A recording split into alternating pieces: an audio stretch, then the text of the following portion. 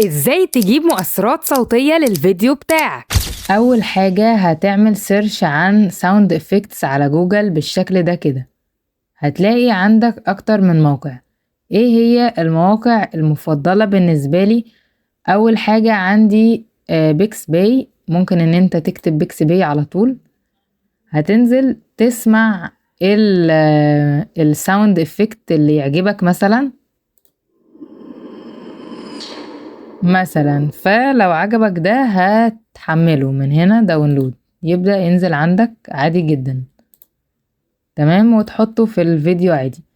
طيب ده موقع مجاني. في بقى الموقع اللي بعده برضو مجاني اللي هو ميكس كيت. ممكن ان انت برضو تكتب اسمه، هتبدأ ان انت برضو تسمع الساوند افكتس براحتك.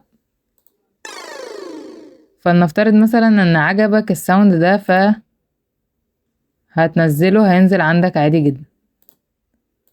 تالت موقع هتلاقيه هو انفاتو. موقع انفاتو هتلاقيه بفلوس. يعني مثلا انت لو جيت تسمع اي اوديو من دول هيقول مثلا كلمة، فالكلمة دي انت تضطر تقطعها.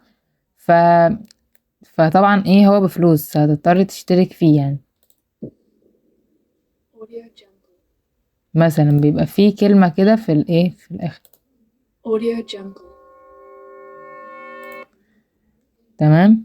عرفت تقطعها وتنزله. اعتقد برضو هيقولك لازم ان انت تسبسكرايب. فطبعا هو بفلوس، فلو حابب تشترك فيه ممكن تشترك، لكن لو مش حابب تشترك فالخيارين اللي فاتوا هما افضل حاجة. وده كان تك سريع في رمضان مع دينا رأفت.